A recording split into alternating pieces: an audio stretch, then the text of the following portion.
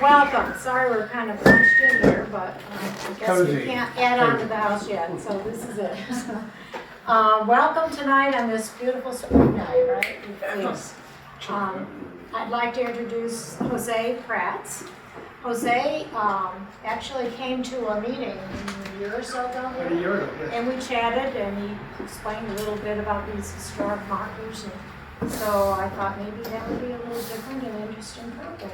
So he'll tell you more about how he got to be where he is, but he's a retired data person and computer programmer person and with a history or an interest in history, and began to take pictures of these historic markers and thought maybe you could enter them into some website and go for it, right? So it turns out that he's moved to Ohio, I understand, for a grandchild. And his wife Phyllis is here, and the grandchild's mother. No grandchild today. So, yeah, right. So that brings him to Ohio, and it turns out that we're actually from the similar part of upstate New York, so we're central. So small world.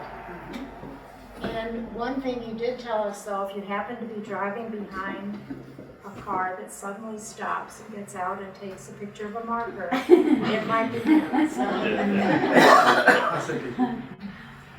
Thank you. Hi everyone, I'm Jose Prats. JJ Prats is my web name. And that's what you'll see on this website. And I'm going to talk about roadside historical markers and about a hobby that went out of control. And I could not be happier. So people, since the beginning of time, have wanted to preserve stories for posterity. Here we have a cave painting, and I guess that's a caveman trying to throw a very big rock at the enemy. We haven't stopped erecting temples and memorials to peoples and wars and things forever. Humans want future generations to know what happened, and they erect pieces that sort of freezes history in time. You know, this memorial, Thomas Jefferson's writings are carved into the inside of the building. Here is one that was erected in 36 AD in Jerusalem. It's a cornerstone of the building, and the building has since disappeared, but the cornerstone remains. And the cornerstone reads, as you see there, that is the Pontius Pilate of the Bible. And someone built him a building and he put his name on it. The building is gone, the cornerstone remains. If you can't afford huge buildings, you can get a slab of stone and carve something with it. This one is about 3rd Delaware Infantry and what they were doing during the Civil War on September 17, 1862 in Washington County, Maryland. Here's one a bit closer to home, a statue to General Rosecrans, who was born here in Sunbury. And it has one of Ohio's historical markers. General Rosecrans commanded the Union Army during the Civil War. He engineered river lock systems. He designed a cathedral. He was representative of California to the U.S. Congress, and he was U.S. ambassador to Mexico City. And that's all there on that marker. It's both the statue and the marker are durable. They're metal. They're permanent, and they require minimal maintenance. So the most minimal cost is a metal tablet. It's cheap and easy to place. This is an official California historical landmark marker, and they bolt theirs to a rock or to cement. This particular one is about Emigrant Gap. It's a pass in the Sierra Nevada mountains where covered wagons heading west to populate California had to be lowered by rope from this point into the valley below. Also in that picture, you're going to see a littering sign that's littering the view. I'm sorry to say, but highway department workers are not trained in aesthetics. So buildings named after people perpetuate stories. Statues tell stories frozen in the moment. Monuments, big, and monuments, small, memorialize history. Metal signs on poles and metal signs on walls do the same. The different ways to mark for posterity something that happened here. This person was important. This event is important. This place is important. Or the war that was fought overseas is important to the people here. George Washington and his army slept here. So let's talk about the modern historical marker.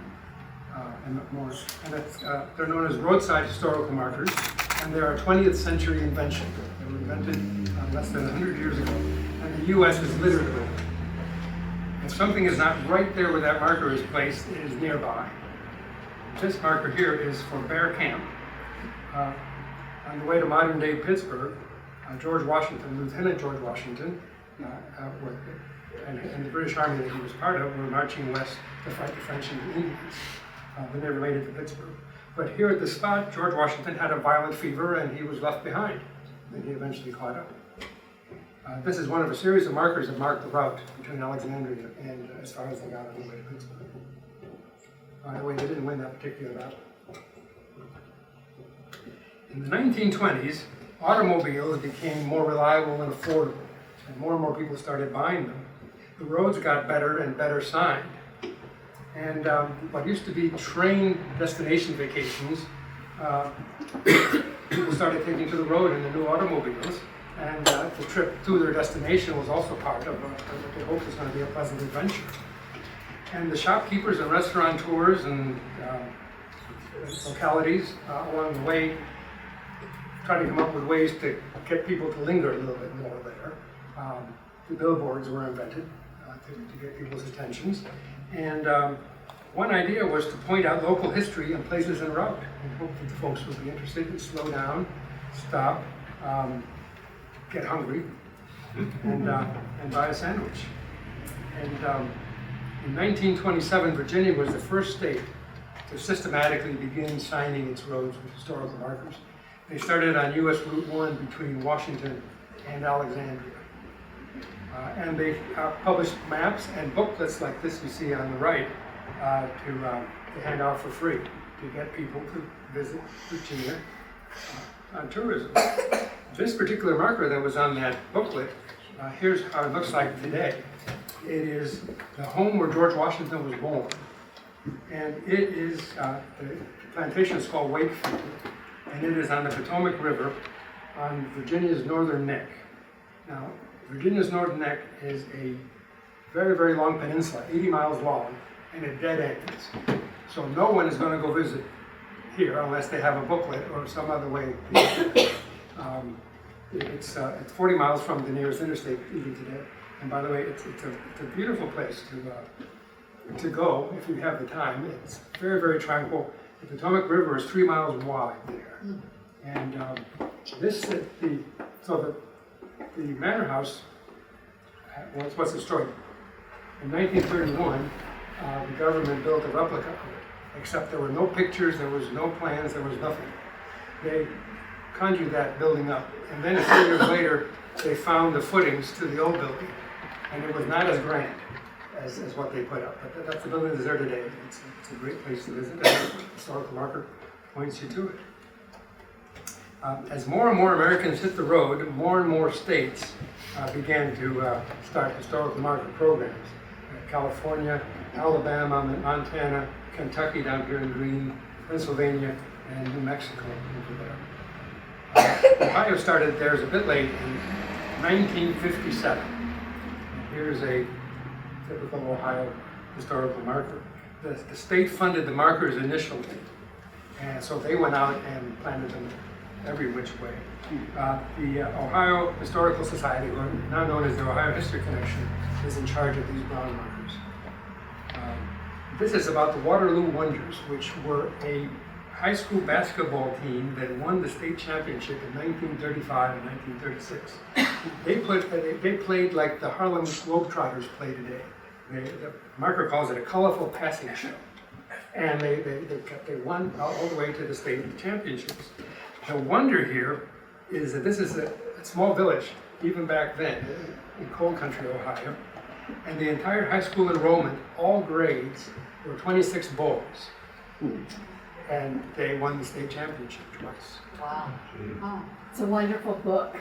You can get the book and read about it. It is. It's a great story. That's a great story. It's a better story than Hoosiers. Somebody should really make a movie out of it. Absolutely. Now today, counties, cities, and towns are also in there. We've got Beaver County, Pennsylvania here on the left, Fairfax County in the center, Clay County, Illinois, Chicago itself, and locals and regional historical societies and private historical foundations are putting up markers.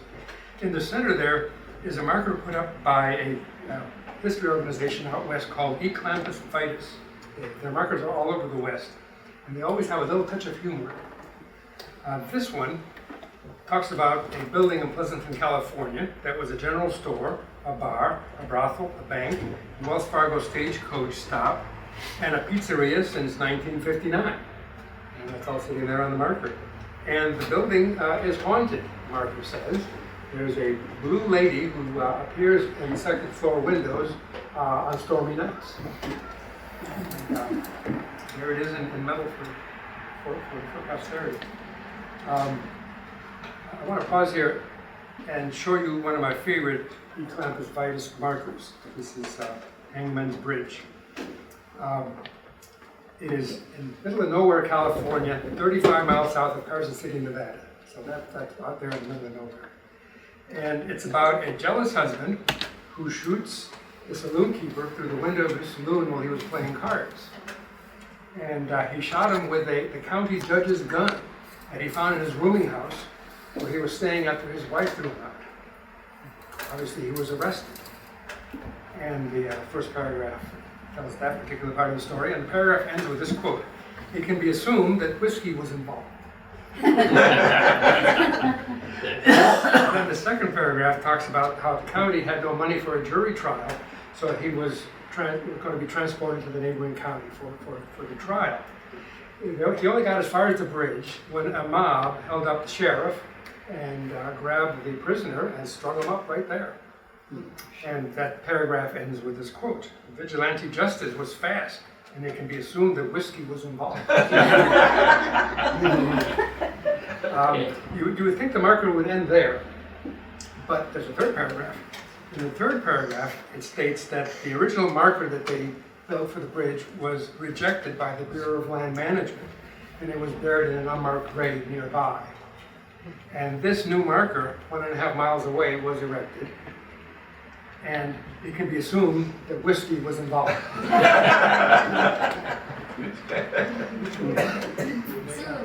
Whiskey was involved. Absolutely. So who or what gets marked? Well, the first state agencies chose, researched, wrote, proved, and erected the markers of their own choosing. They had boards of historians to help them get these things done. Over time, the budgets got cut, agencies were moved from one department to another, interest waned. Today, individual groups and associations like this one right here can nominate state markers, and they have to pay for them. You don't have to pay for a marker that's not state, correct?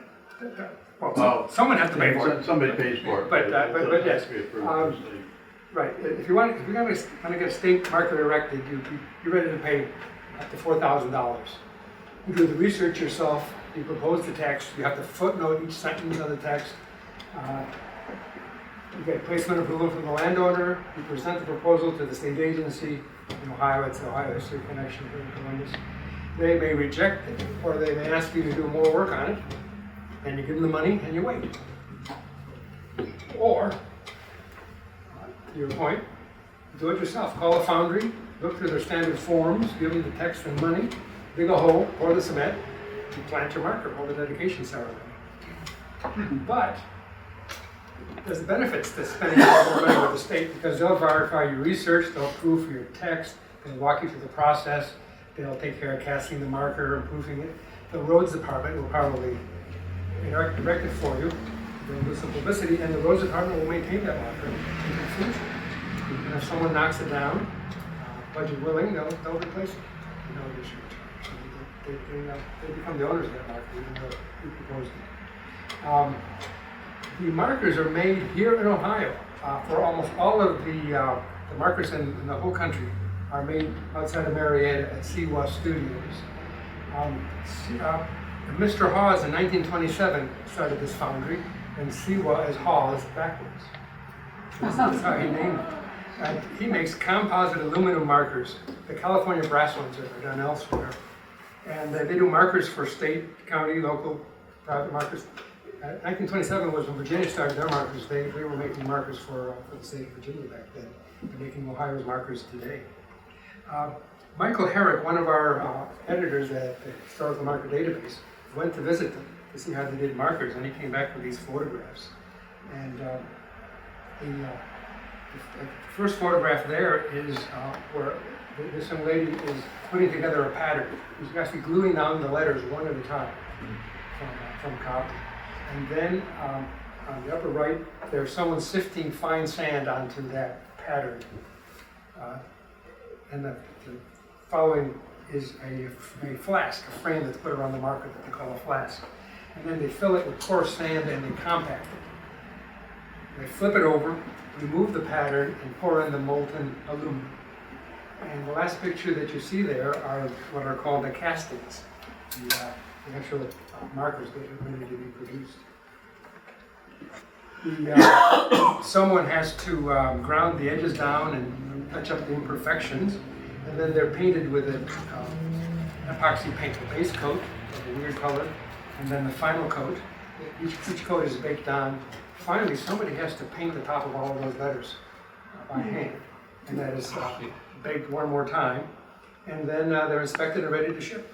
In that picture you see there are 3 Virginia markers in front. There's a private marker for the Imperial Resort in Miami, and there are 2 Indiana markers hiding in the background there. That's all they do nowadays is markers. Now, back in the 1950s, states had budgets and budgets had to be spent. And somebody spent, this is the 3rd Street Boulevard in Wilmington, North Carolina.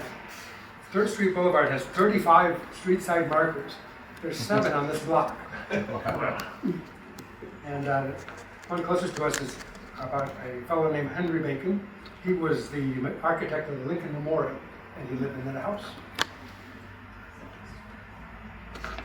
Now, on auto trips, when I was a boy, I those markers on distance and asked my parents to pull it. I wanted to read that marker. To the consternation of my 5 brothers and sisters who were also in the car. I read Ford station wagon. Sorry, a blue Ford station wagon. Pretend that white car there is a blue Ford station wagon. This fellow here, Christopher Yates, was one of the New York State ratifiers to the U.S. Constitution in 1788. He lived on that farm, and there's his marker. When I grew up, I started taking pictures of these markers. This is Captain John Hereford, Revolutionary War soldier. He moved to this plot of land in West Virginia in 1808, and he was the sheriff of the county. And there's his markers. Those misty days, the hills in the background there are in Ohio. That's the Ohio River between this photograph and the hills. So I had all this collection of digital photographs, and I didn't know what to do. They were just piling up on my computer. I had the camera cards and everything else. And in 2005, there was no Facebook, there was no Pinterest, there was no Snapchat. There was Flickr was just getting started, but I wanted to do a digital album of my photographs, and there was nothing for me to put them on. Now, luckily, I'm a computer programmer, so I decided to program my own online album, and I did that during 2015. 2015, the kids had left the nest. My wife Phyllis had taken a weekend job, and I found myself with an awful lot of extra time. So I started coding away. My employer gave me space on the web server, and by the end of the year, I had something useful. More importantly, I figured out as I was coding that I could open up the forms that I was using to upload my pictures to others, and so I did. And in January 1st, 2006, I came up with a historical marker database, went online, that was the old format for the website. It's funky, but it worked. And I started to fill it up with my photos. Would anyone notice? It was on the internet now. That was the question. Did anyone notice? Okay. So what was I going to call it? I wanted to call it hmdb.org, Historical Marker Database. But when I went to get that name, somebody else had it. It was the Hindu Movie Database. And I had to settle for www.historicalmarkers.org, that's a huge name. And live I went. However, there's something on the internet called Snap Names, and you give it the website you want on $35, and they'll keep looking at it every day, and as soon as the name is released, they buy it for you. And 2.5 years later, the Hindu Movie Database failed. Their name was released, and I changed the website name to hmdb.org. So that is who we are today. So back to January 1st, 2006. I wanted like-minded enthusiasts to be able to upload markers to this database. So I had to publish a purpose and a goal. My purpose is right there. This website is to be an illustrated, searchable online catalog of historical information viewed through the filter of roadside and other permanent outdoor markers, monuments, and buildings. Simple and to the point. The goal is to catalog all of the historical markers in the US and Canada by photographing each one. How many were there? Well, I didn't know. I went to the library, I looked online, nobody had a clue. Different entities are putting up these markers. Some of them even lost track of them. The Daughters of the American Revolution do not know how many markers they put up and where they are anymore. So, last thing I needed was the criteria. What qualifies these as an historical marker? Obviously, if it says historical marker on the face, it must qualify. But what about other metal tablets, little stone monuments, building-sized monuments, statues, obelisks, gravestones, interpretive panels, murals, historical sites, museum exhibit placards? What is a historical marker? This is what I came up with. It must be outdoors, it must be permanent, and it must state historical or scientific facts beyond names, dates, and titles. 3 rules that have served us very well. The 4th one, that war memorials qualify for this database, has caused nothing but trouble. I'll tell you about that a little later. So, what should a database look like? This is a database. If somebody went on the website and saw that, they'd go running. That is not the way to display a database.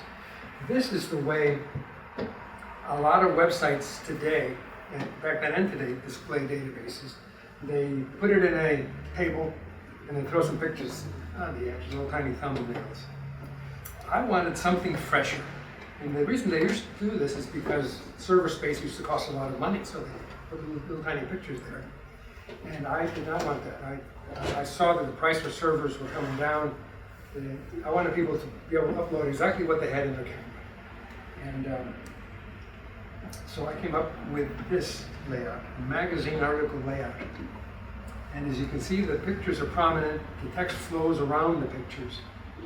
This is, and I was able to force the old browsers of 2006 to do that with some today that this is real simple to do. This particular marker is Topiary Garden in Baltimore.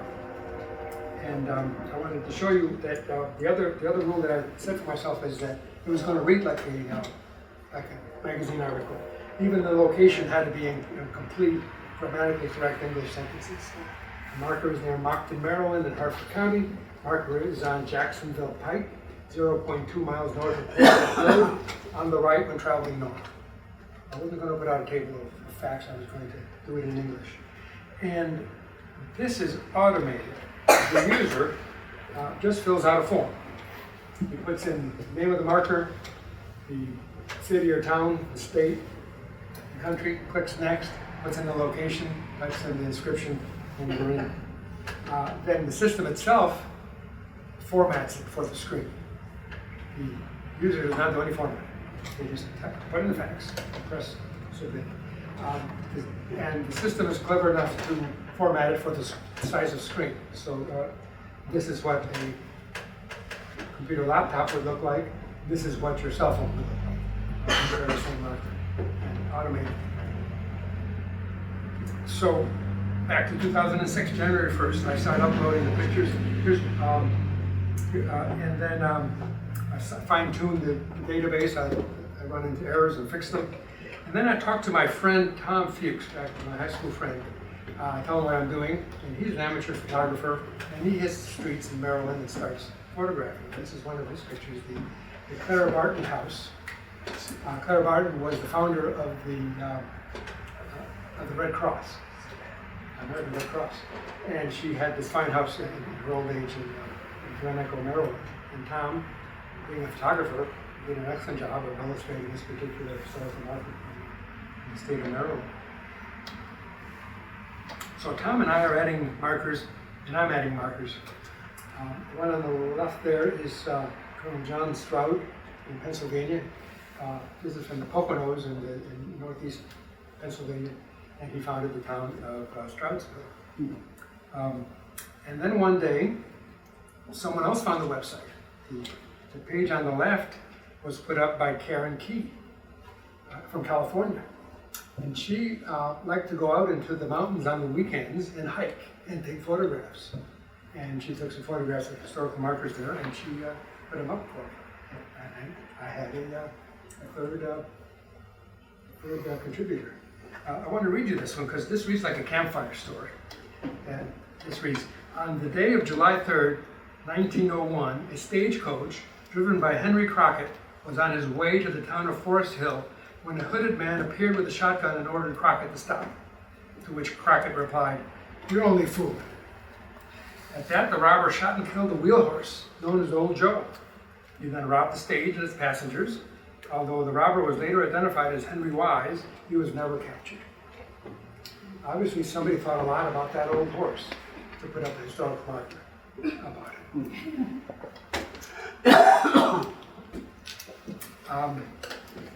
At the end of the first year, I had 716 entries, 716 pages.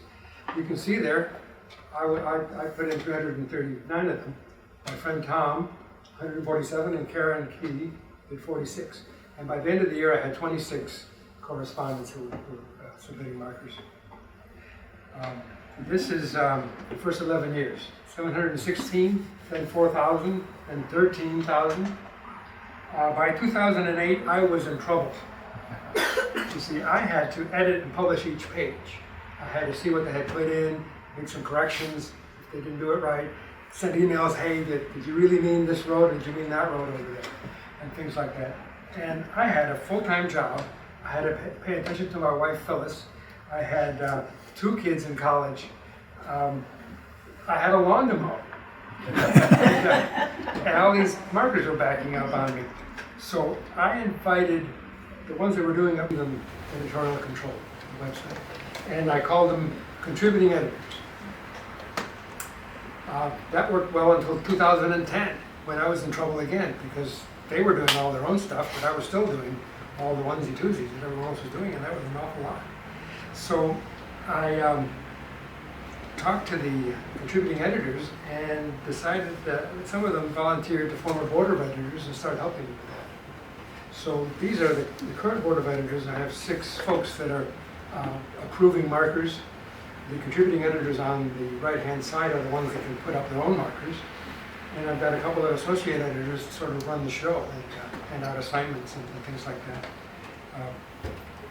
We turned into, we call ourselves an organization of self-directed volunteers, because we can't tell, I can't call somebody up and say, hey, could you go pick up some markers over there in that county, because no one's going there.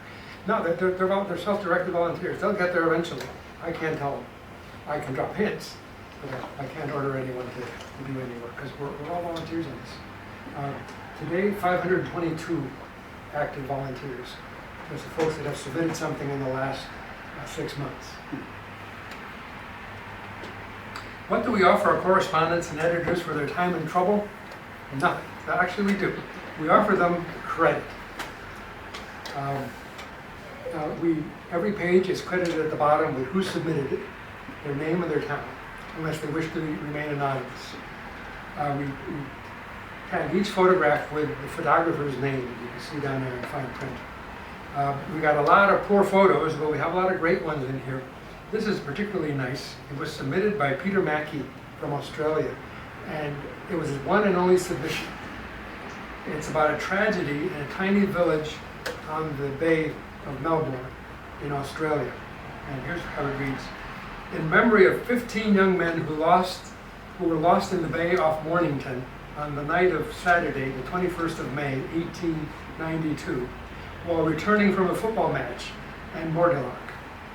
The game they were playing ended in a draw. Those 15 hurried home by boat, the others took the train. And the ones that came by boat did not survive a storm. A squall came up in the bay and sank there. Very sad. So where are we today? Today we have 117,000 marker pages on this website. We have 458,000 photographs. There have been 4,800 contributors to the database. 36 editors are working on it night and day to get it work. We're adding 200 markers a week to this database and have been for the last 3 years. And they don't seem to be running out. So how many more are there? We've become a significant online resource of local history with all of these markers. But there's plenty more out there. I don't know how many more there are, maybe another 100,000 in North America. We currently have 46 different countries represented on the database. I have an excellent fellow who moved from the US to Mexico and is now running all over Mexico collecting Mexican historical markers. So I can truly say we're a North American database. We also keep a list of wanted markers. These are the ones that we do not have in Ohio. As you can see, the central Ohio is all picked up. Those blue push pins are where we think a marker might be. We took this off of the Ohio Historical Society lists of markers. Now, they could have been knocked down, but they say that these are there. So we publish this for people who want to head out and find those markers. But why don't we just add this list and be done with it? The reason is we don't have photos and they could be the wrong locations. We require someone to stand up in the marker and take a picture or it does not get into the database. Notice Cleveland, Cincinnati, and Toledo. We have trouble getting urban markers because you have to work for those. You have to park your car and walk. You can't just drive up to it, take a picture and run. But I think eventually Phyllis and I were in Cleveland last month, and I took a number of pictures. I haven't put up yet, so we'll get to that. But there's 297 known wanted markers in Ohio. Speaking of maps, the website uses a lot of maps. Lincoln took a train to his inaugural in 1861. And he took a roundabout route and made 93 different stops. There are 30 markers that mark 30 of those 93 stops. And different correspondents from different parts of the country put those up. And then one correspondent put together a marker series, which the website lets folks do, and tied them into the route that you see there on that map. When I'm done with the slides here, I'm going to get online and show you some of the maps that we have there. Now, say what you may about Google, but everyone who shows a Google map has to pay a fraction of a cent every time a map is shown on the website, including us. But they have very generous allowances, monthly allowances. I had to give them my credit card when I first started using their maps, and they have yet to charge the card.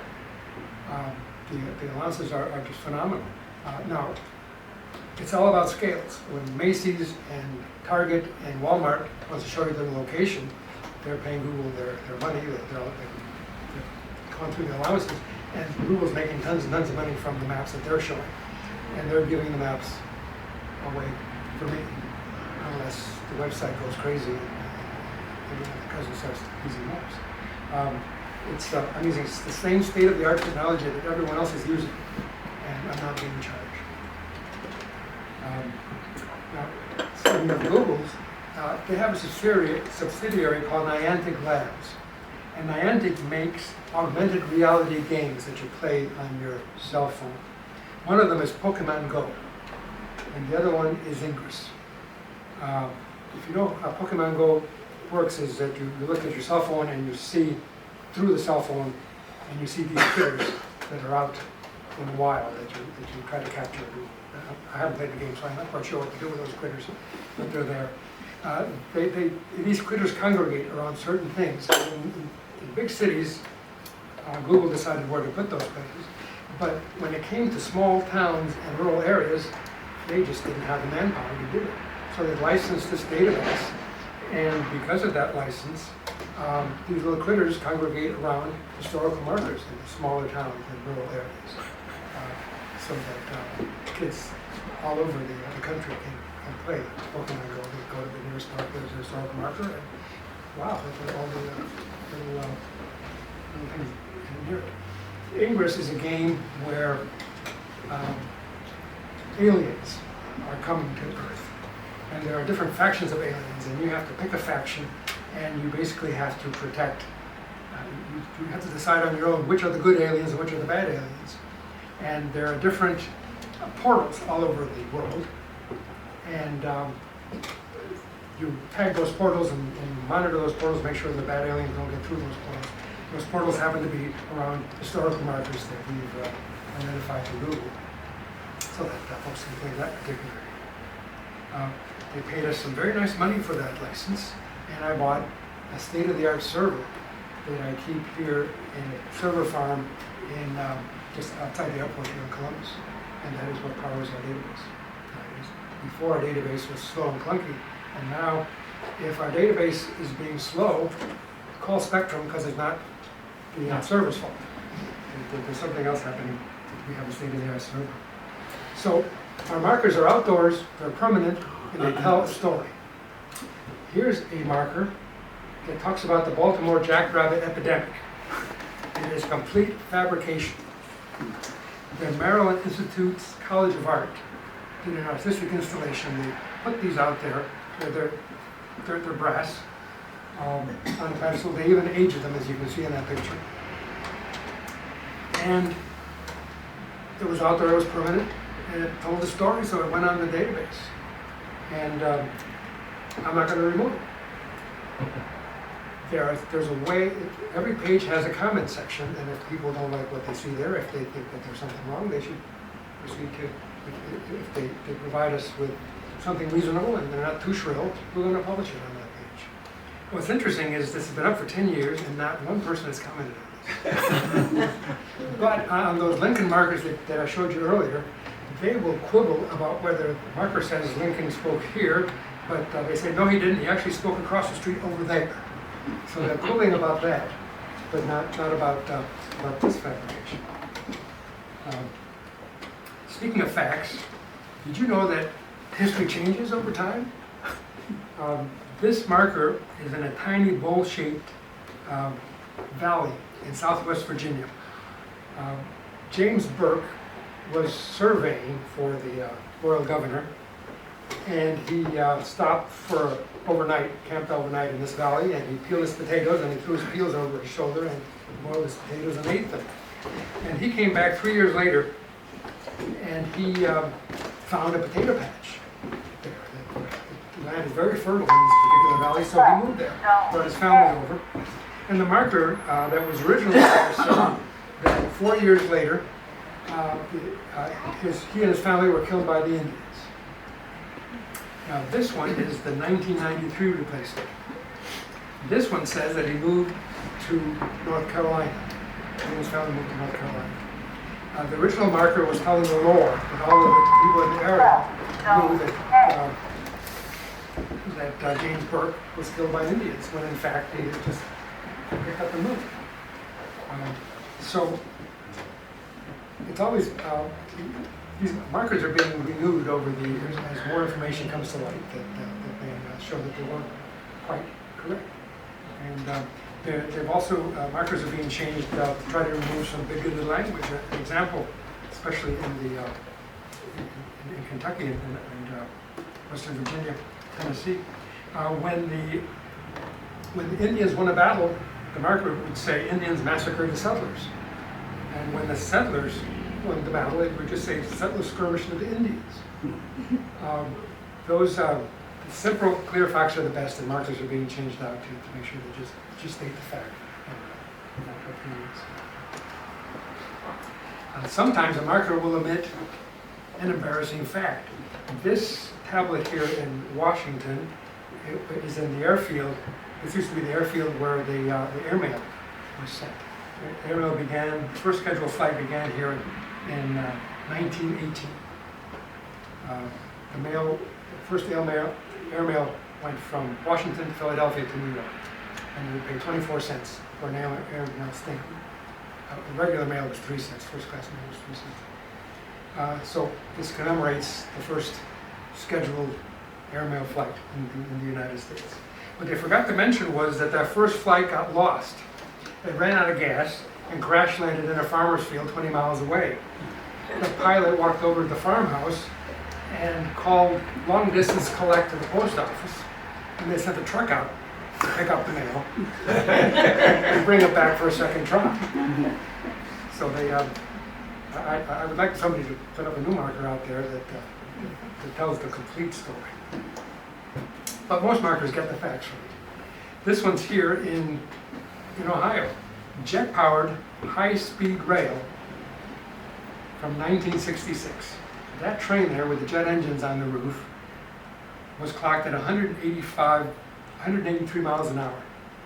And that record still holds in the US. No train has ever gone faster than that. Now, nothing ever came of it, because as soon as that train pulled into the station, it's going to burn down the station. So, but at least it was a try. So, to conclude here, there's all kind of markers out there. So get off the couch. It costs you nothing but gas to go visit them. And don't forget to stop for a pie and a soda, because that's what they originally intended to do, to slow you down and get you to help contribute to the local economy.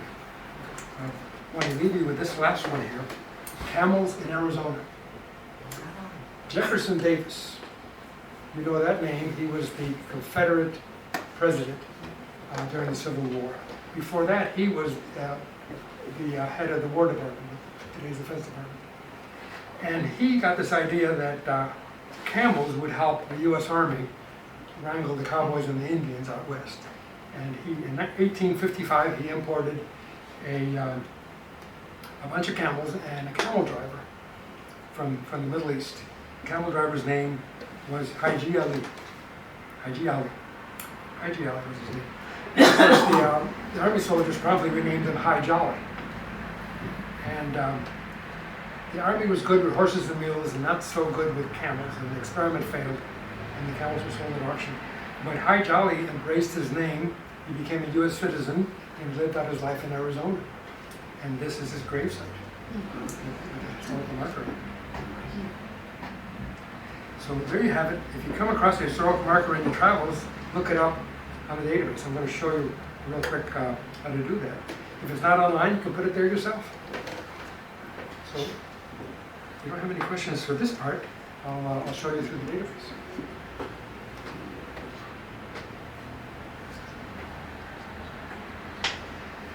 So now I have to move my arrow over there. This is the front page of the historical marker database on the home page. If you click here, you're going to see what markers that you have added to the database, if any. Here's how you add a marker. You click that button, and you get that form that I showed you.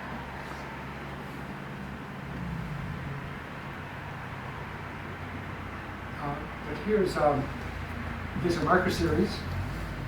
For example, all the American Porterhouse series are here. If you click here, you get a list of them. There are 11 of them. If you click up here, you get the map of where they are. It's real easy to use. If you click the Near You button, you'll get the markers near you. If you happen to be on your cell phone, that'll tell you exactly where they are. here's the 10 nearest markers to right here. There's one right here in Powell. I click on it. The World War I Memorial. And here's the World War I Memorial. It's in the cemetery, right? Yeah, in the It's in the cemetery. And it was over by the carousel? Yep, that's fine. Let's find that one. Here, I press the next space key. Scroll.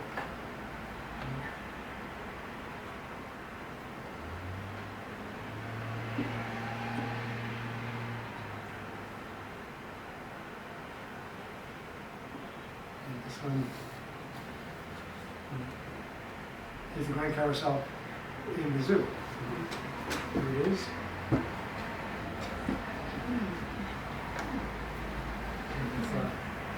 it's actually illustrated.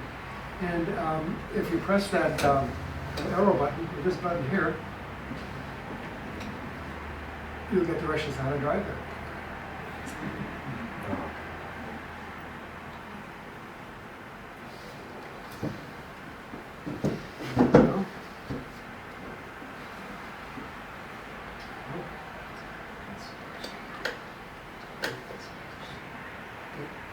As you can see, it's as simple as that.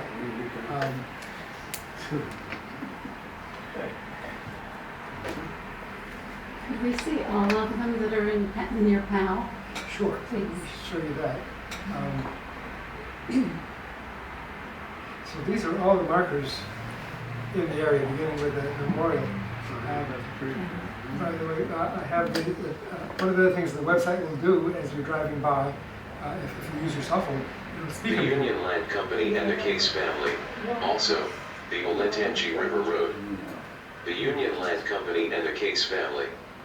Congress established the United States Military District in 1796 by an act to provide bounty land for Revolutionary War officers and soldiers.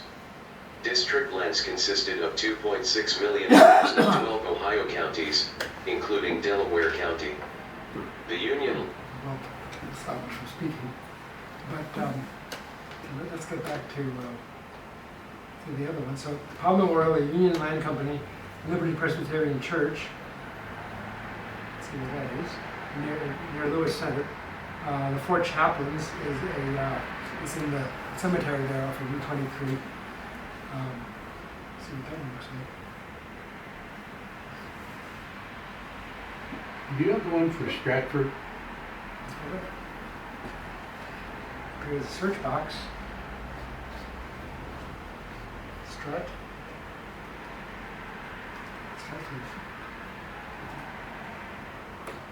It's going to Connecticut. So we have here is a we'll do a little bit. So how do you say it was Stratford? Is that right? Yeah. Okay, so now I'm going to open up the filters here and make it, you say it's Delaware County?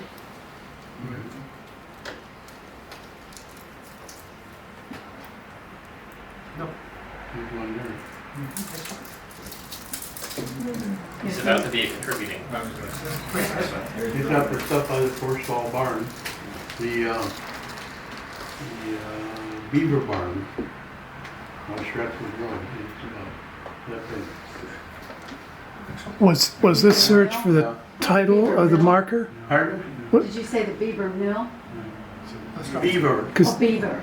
the beaver barn. Okay. He's talking about the Same wet location. barn Right north of, he's talking about the location. But that's where it happens. There's some Indians too that, you know, the Bill Moose is near, but also the Leather Lips. Leather Lips is Is that on there? one of the things, every once in a while, people will say that we have this wonderful historical site that needs to be in the database. And I go, show me the marker. But if they haven't planted a marker out front, it doesn't go into the database. This is a database full of historical markers that point to historical sites. But they're viewed through the lens of the marker. Here's a list of the counties, countries, the states and countries that are in the database.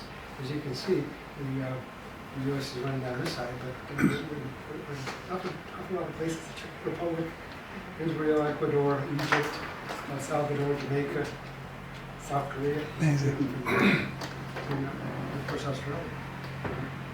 So the database will pick up if somebody starts to enter one that's already there as a duplicate. Indeed it does. So go ahead and start it. We'll tell you if it's a duplicate right away.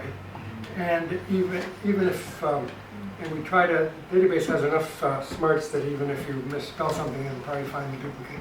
But if it doesn't, and you go to the trouble to put it in, a editor is going to eyeball it and make sure that it's not a duplicate. And what kind of location do you need, GPS? GPS is ideal, the longitude. But we'll help you put it up there.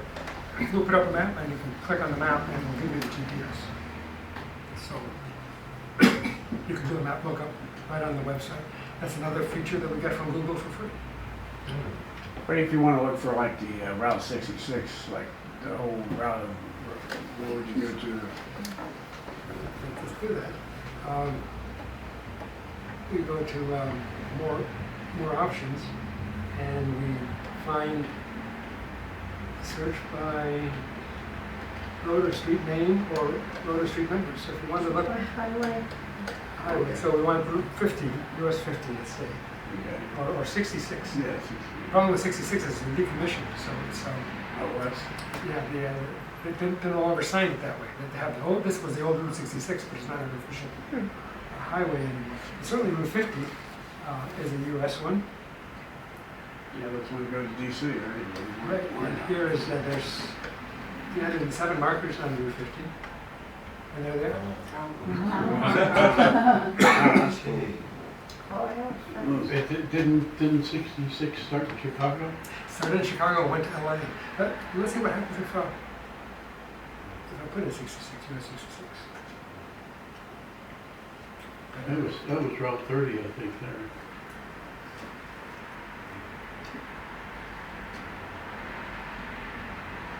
It's disappearing.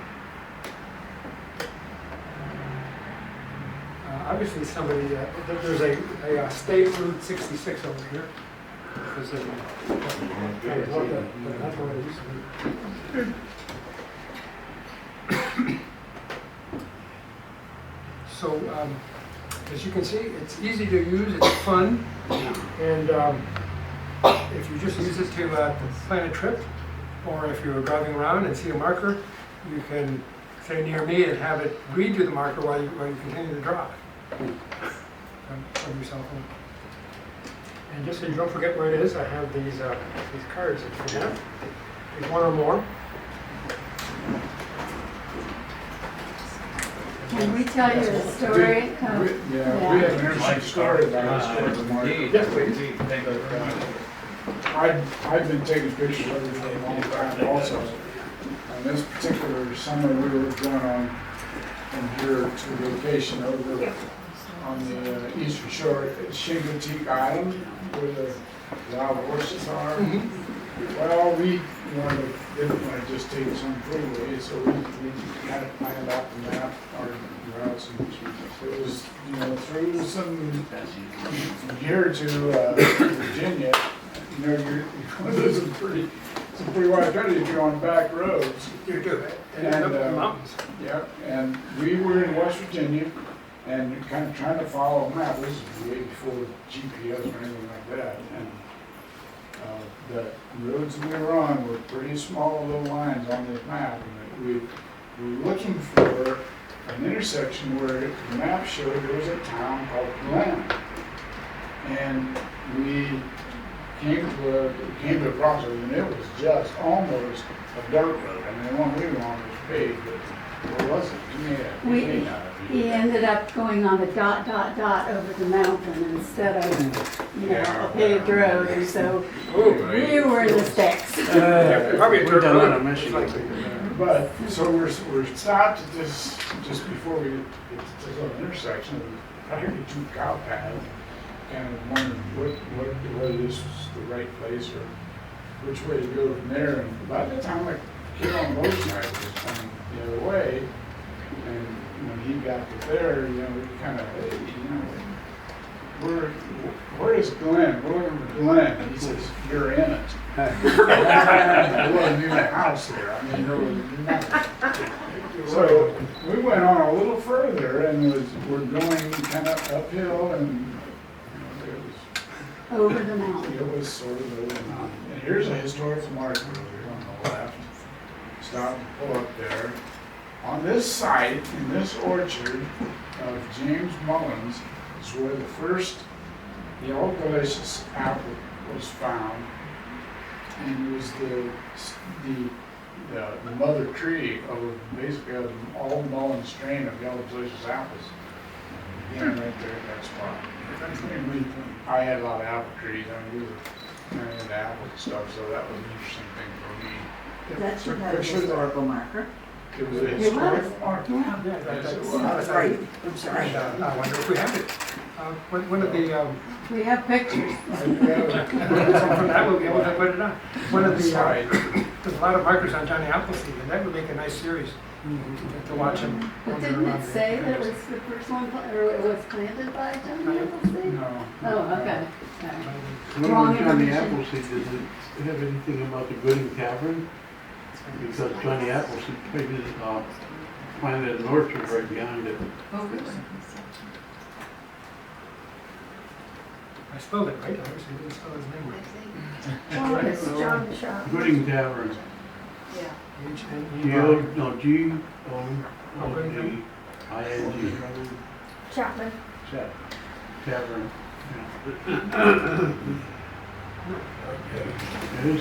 There's state markers there. Gooding, Good, I-N-G. There you There it is. Gooding House and Tavern, that's what I couldn't find. It's on the top 10 list. Yeah. That's right up 23 by the whatever.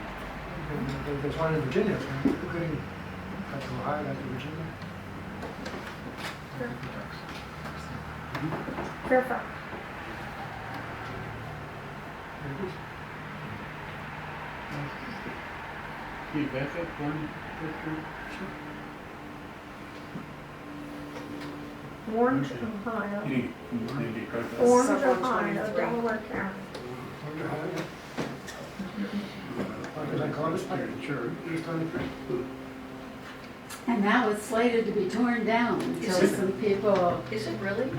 no, was. Oh, it was, yes. And now it's been saved, What's so that? this place matters. Yeah. What was that, not sure?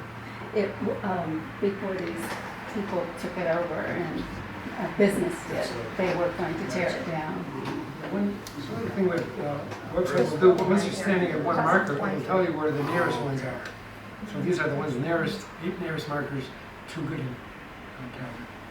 And then you go a little further away, there's one there at the lake. Africa. Community Center. Yeah. It's down at the dam. That's not in Africa, well, I guess it's on the edge of Africa, What? that marker. And It's down right below the dam. markers close it out. It was up on top of the hill. This one here at Little crossroads. over side of the Berlin School. We need one of Powell, which was right smack across the road, former site of Powell School, Absolutely. which was the first one that was consolidated of the Olentangy Yeah, schools. good. That's Long the- day that's- and get out your $4,000. It's like $4,000 and we walked out to Ohio. Okay, we'll pass the hat a couple times. Jose, we were in Gettysburg recently, and, there are lots of markers and interesting things to read. And there was a building that had a sign that said, in 1865, at this site, nothing happened. Do you have that one? Let's look it up. Nothing happened. So in your database, you can pull up every historical marker that you have documented in Delaware County. Let me find that, let me show that for you. We go to geographic maps, geographic. We scroll down here to Ohio, which is in gold. moves. And then we click on it and we find Delaware County, which is right there. That's the Clients. clients. Missed it. And we go back. By that much. Hard to read on the diagonal. All right, so we go back here to Ohio. Find Delaware. Right under Right Defiance. there. Okay. And we've got, here's a list of, how many months is it? 68. And here they are on the map. It seems to be a large collection in Delaware itself, obviously, and the rest.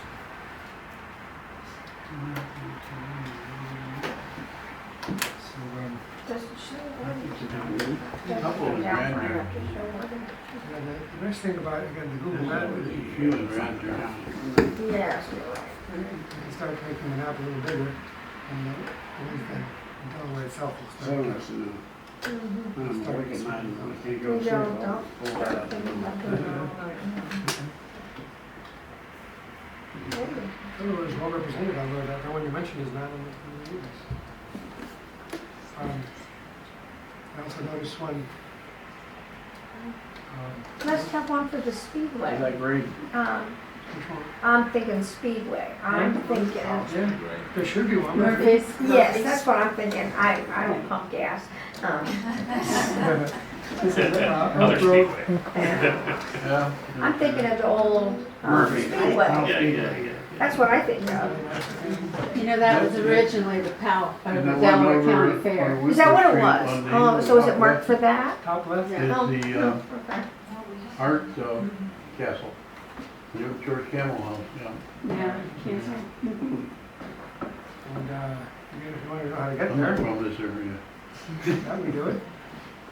It's, Is the 20 Hindu minutes temple away. on Hyatt's Road on there? Yeah, the Hindu temple should be on there. Hindu temple. see it. That was the first one put in Liberty Township. Was it really? Mhm. First one, Hindu. The Hindu. Hindu That one, temple was the those first types of- marker put in. First Hindu temple too. I go by it every day. Yeah. Yeah, who's doing Delaware? Now, you do not include any small markers on the outside of historic houses, do you? Even though they might say, If they're outdoors and they're permanent, they Okay. qualify. such as this building was built in 1892 as a school or something like that, you would do those? I would do those, absolutely. There's a lot of markers in Show her Delaware how to County that search. are not on this, Look for schools, just, yeah. because you have that whole series of schools.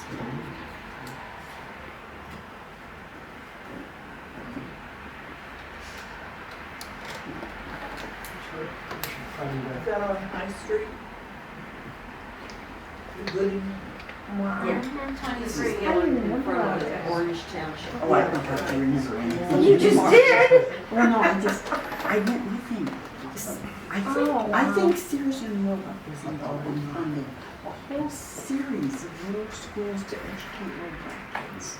Oh, my gosh. Like, now, I thought it would be in Ohio, but those are the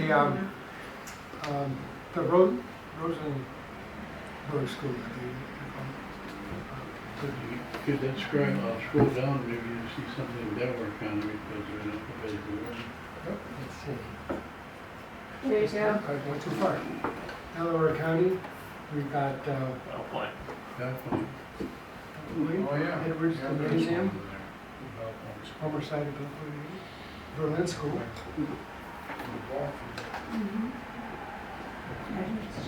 And markers are out there for the basketball team.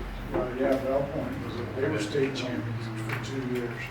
And, Where is Waterloo located? That Waterloo you showed earlier? Where is that located? That's in Waterloo, Ohio, which is, let me find that for you again. It's in southeast Ohio. It's in the coal country. It's almost down there, not quite.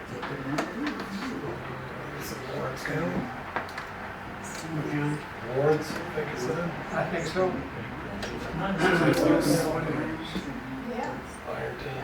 Waterloo, Waterloo. Here it is. It's actually in the map.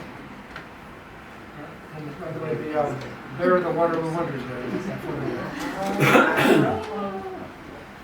That's the top of a barn. What county is it? It's in Lawrence. Lawrence County. Yeah. What about the East High School in Columbus? It doesn't have a marker. That's fine. I'm reading Tigerland right now. Yeah. Yeah.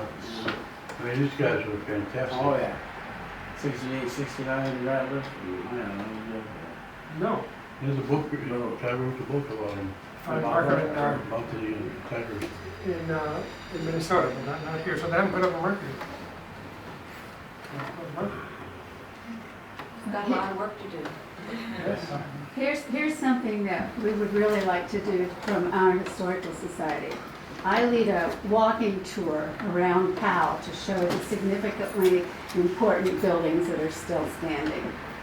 And I would very much like to ask these owners of the businesses mainly if they wouldn't place a little plaque on the outside of their building with the date of their erection and, you know, what it was there for, what it was to begin with. There's a little town in Virginia, Clifton, Virginia, where they've done that. And they're simple little placards. I think they're maybe made out of wood and just painted with stenciled in with the name. I mean, they're very nicely done. Can you show us an example of one? Yeah, it's fine, Clifton. I'd really like it to be a little more permanent than that, but something like that is what I'd very much like to do, have done.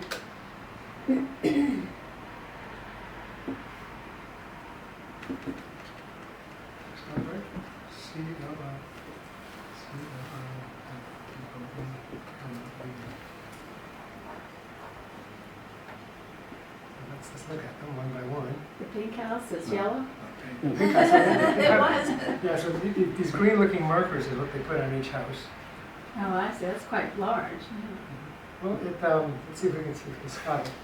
It's on the post. So the marker is It's on the post. On the corner. sitting on a post right there. This pink house was painted yellow.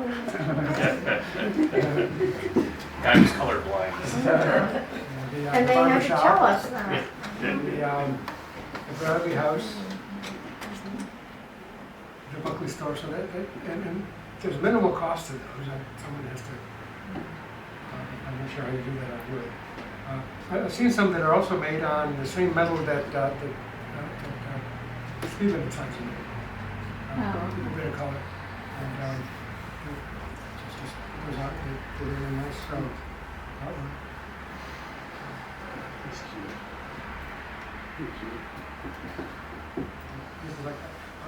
I've certainly overstayed my 1 hour mark, but I'm perfectly pleased to continue here. What else would you post out to see? What do they need if they want to go home and look for something? Do you have any questions? Can you find the website? Yeah, Do you know what to do? The website is on that card that we handed out. You go there and you, so let me show you something when you're bored. It's this little star up here. And you're reminded here, you can take a tour of the database by pressing that star. And it will show you a marker at random. So here's one in Indiana. Click it again and you see one in North Carolina, in Powell-Liberty. Here's the Shrine Club in New York. How about Story, Indiana? Over by Nashville. You ever go that way? No, so what's the name of the town? Story, I think it's called Story, Indiana. It's a little town club. Have you ever been over? It's close to Nashville, Indiana, south of Indianapolis, south of Orange. Down in Brown County. Beautiful area. I got nothing from Story, Indiana. I got nothing from Story, Indiana. So what if we take a picture that you want to post on? Can we send them to you and tell you where you're at? It's not to me, tell me where we're at, and I have this pile of the emails that people have sent me over the years. And I may get to it. I mean, I just retired, so I might find it a little more time. But I can't promise you I'm gonna put them up anytime soon. But I found one, I did that riding my bike in the Carolinas on a road. I said, there's no way no one has, anybody turned that historical marker. That's the end of the town. It's gonna be so. yes, it sends to me. There's my camera right there. I'll put it up, but a lot of folks want me to do that. Yeah.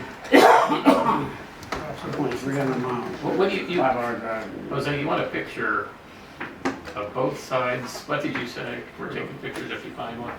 Yeah, let me show you, I've got everything you need online. So here is, these are the rules here we go.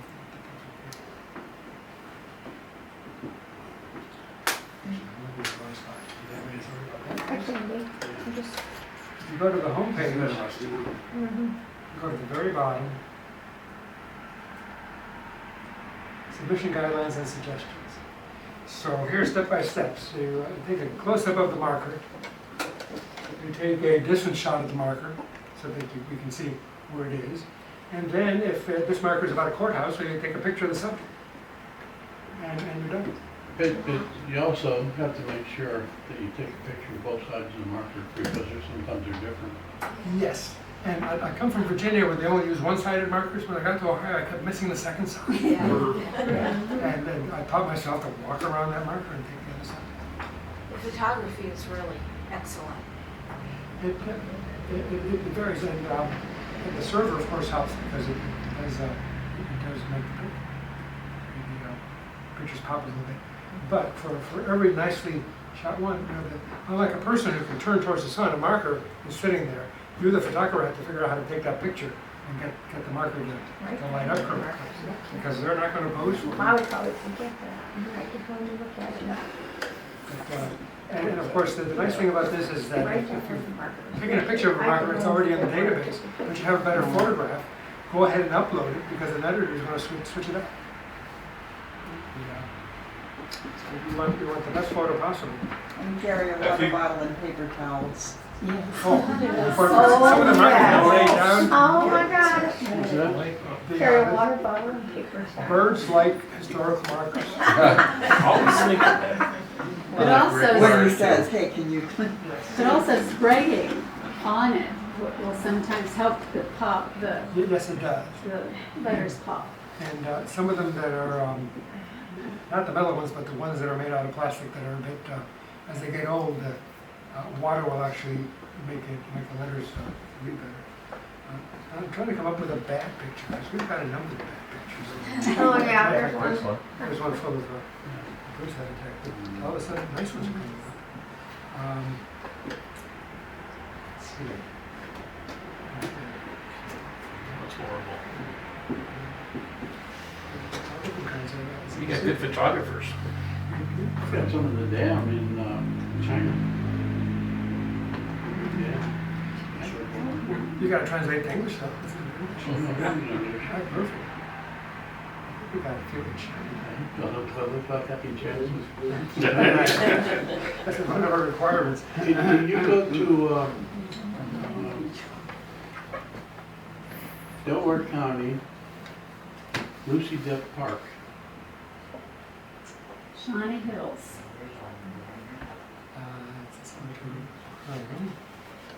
Is there a marker there, Brad?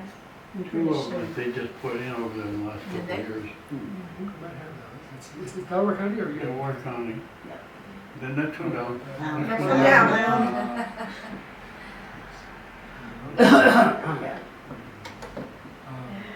I'm wearing my reading glasses. You can go look for Lucy Depp Park first. Fine. Lucy. L-U-C-Y. There she is. Okay, One side is Lucy Depp, that's one of them. and there's one nearby, so you can look here.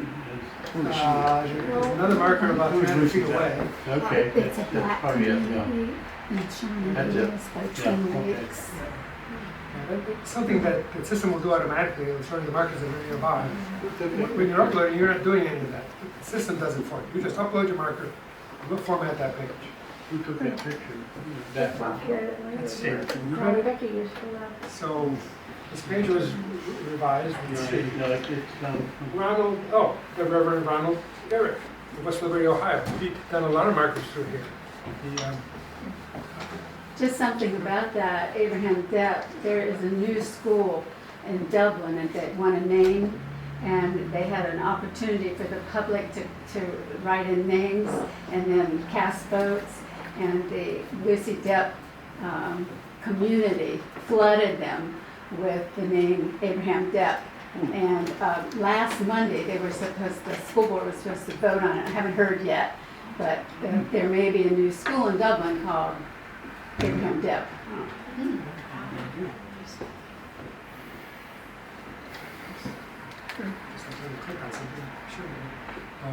One of the things is, once again to the black but person? I can show you Yeah, this. it's a whole black can community. you go backtrack and see what kind of camera was taken with you? Absolutely, I can do it here. The original photograph from the camera is stored in our database. So if you're looking at the small picture, if you click on it, you will see the original photograph. And you can actually zoom in and see quite a bit of detail from a distance shot. But let me see what kind of camera that was, because it's very nicely done. Let's see what the Reverend uses. The Reverend uses So you store all the metadata. Yeah, a Canon PowerShot. okay. This is Point meant- shoot. Cool. what we're doing. Oh my goodness. Why don't you maybe take very nice photographs?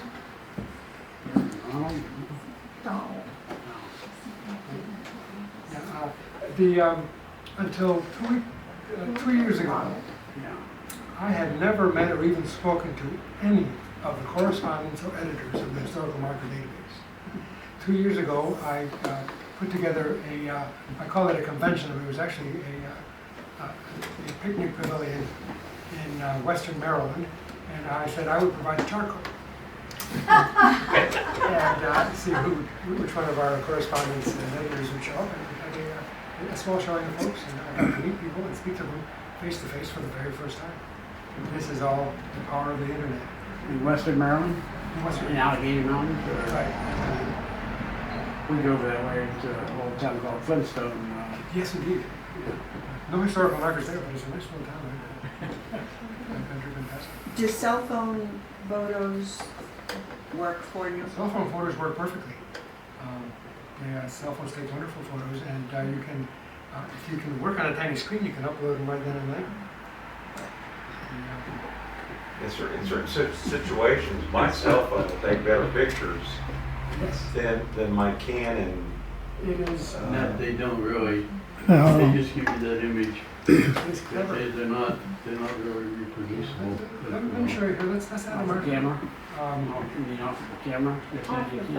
But they work, I mean, test. they work, they take pictures, but they don't do when it. you look at the actual, when you really get into the picture itself, My phone, I can blow it up, yeah. and I can blow it up with my cell phone pictures, and I don't lose any quality.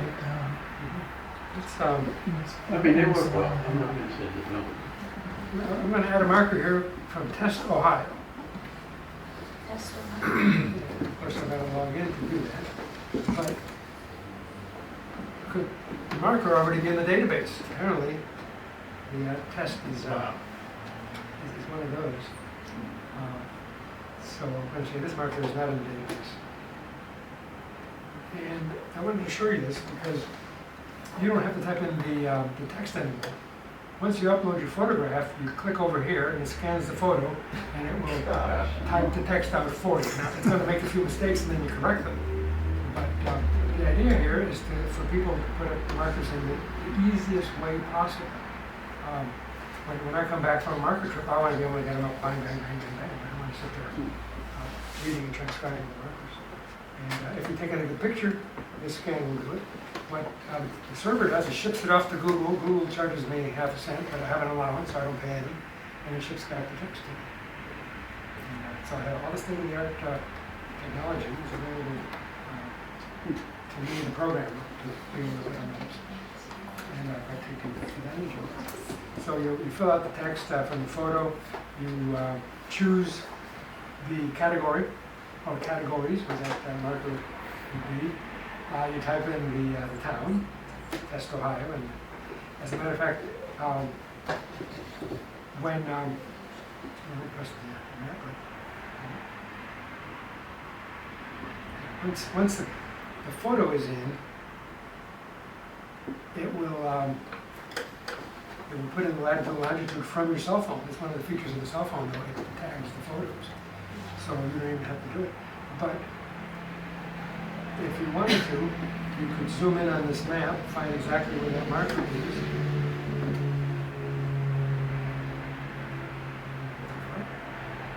And so the marker's right there at the intersection of those two roads. You click there, and you press submit, and there's your latitude and longitude has been filled in for you.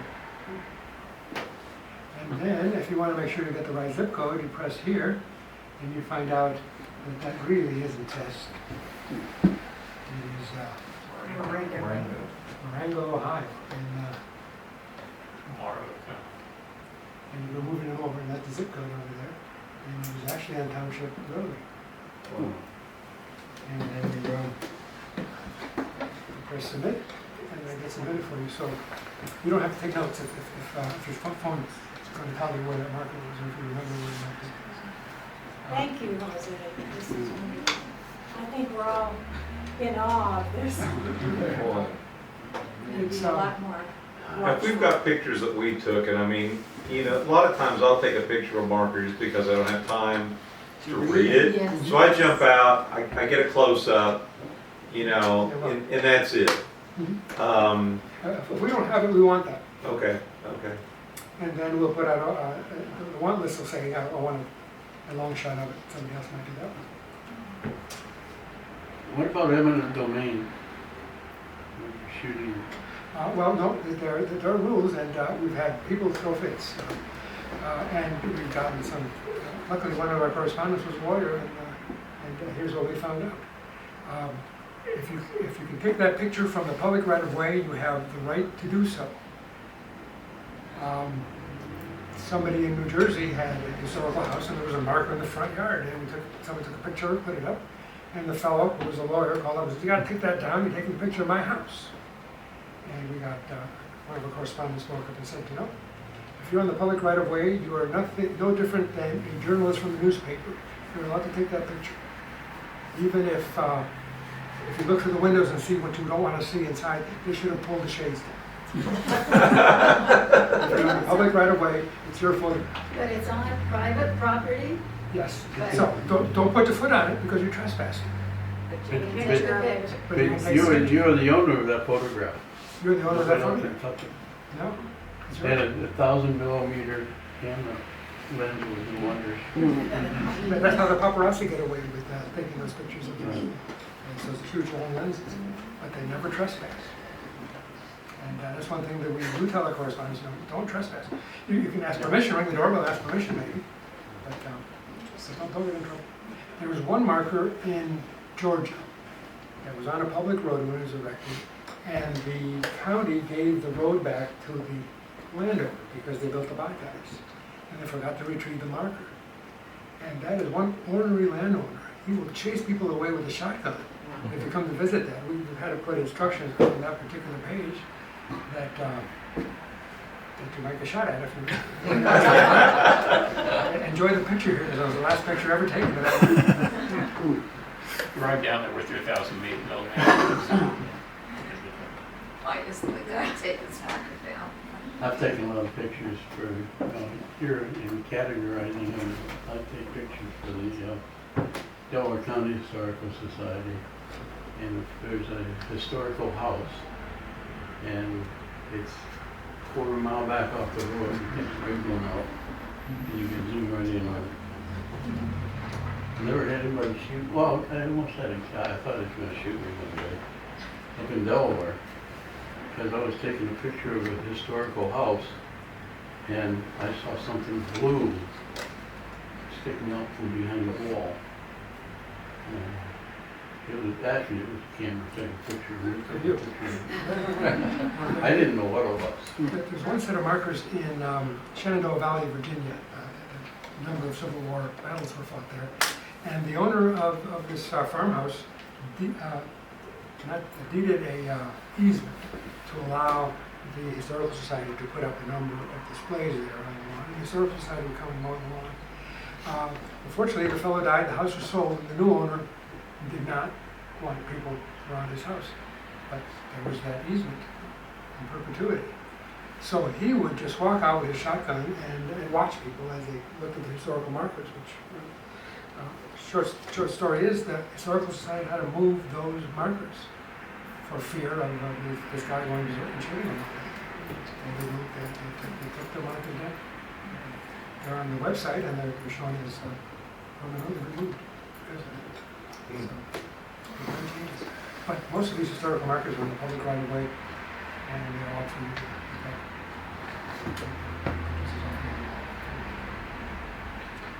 State has a database of all of their markers. They do, and that's how we built that list that you saw on that map that I showed you. Now, we have gone out there and taken some of those markers, and they're not where the state says they are.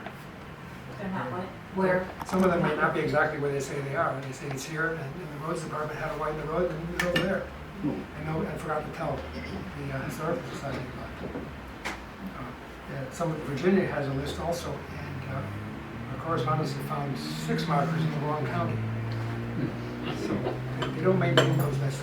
They were probably correct when they were put in, or and the roads department had to move them across the county line sometime later. Did everyone get a card of one? Yep. And if Everybody signed So Sherry is our speaker next month. Sherry, Okay. Next month, our program will be on the town of Hyatt's. Powell and Hyatt's are both part of Liberty Township, the 2 little towns. And actually, I'll give you a little heads up that they were both formed in the same year. But come back to learn more about the town of Hyatt's, the man, Mr. Hyatt, that it's named after, and the house that is still standing that Mr. Hyatt built and lived in. So Hyatt's will be the program next month. And I'll put out a disclaimer right now. I'm learning right along with it all. And I don't know that I have all the right facts, but we'll learn as much as we can. What's the date for that? The second Monday. Second Monday, okay. In June. What date it is. Yeah. Thank you, Jose. Very good.